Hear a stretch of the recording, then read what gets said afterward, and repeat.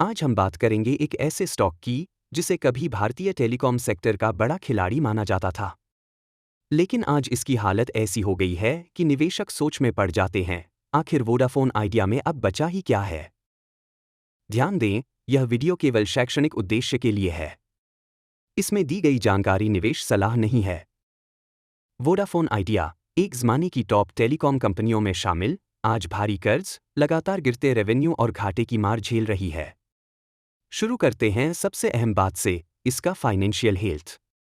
Company का डेब्ट to equity ratio -1.99 है। जी हां, निगेटिव।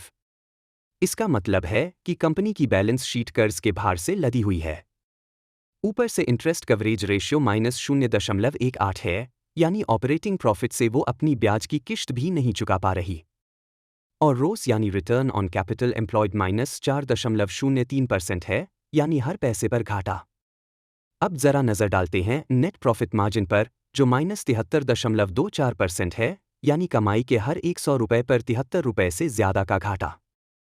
ये घाटा पिछले साल के मुकाबले और भी बढ़ा है। ऊपर से फ्री कैश फ्लो शून्य है, यानी कंपनी को ऑपरेशन से कोई भी असली नकद लाभ नहीं मिल रहा। इतना ही नहीं, बीते 3 सालों में कंपनी की बिक्री का केगा -1.74% रहा है और मुनाफे का केगा -24.94%, यानी प्रदर्शन लगातार गिरता जा रहा है। ताज्जुब की बात तो ये है कि जहां एफआईआई ने पिछले 3 साल में अपनी हिस्सेदारी थोड़ी सी बढ़ाई है, वहीं प्रमोटर्स ने 36% से ज्यादा हिस्सेदारी घटा दी। क्या ये खुद प्रमोटर्स का भरोसा डगमगाने का संकेत नहीं है?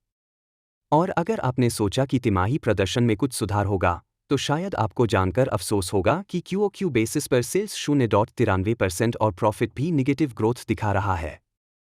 कंपनी न तो डिविडेंड देती है, न ही निवेशकों को कोई स्पष्ट भविष्य की दिशा। ऊपर से इन्वेंट्री तो 25% तक बढ़ गई है, लेकिन सेल्स महज 9% ही बढ़ा पाई है। तो दोस्तों, सवाल ये नहीं है कि वोडाफोन आइडिया वापस ट्रैक पर आएगा या नहीं। सवाल ये है, कब और कैसे? और उससे भी बड़ा सवाल, क्या निवेशक तब तक इंतजार करने के लिए तैयार हैं?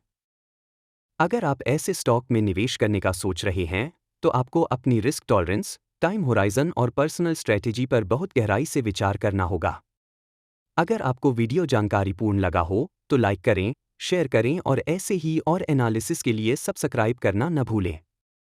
कमेंट में ज़रूर बताएं कि अगली स्टडी किस स्टॉक पर होनी चाहिए।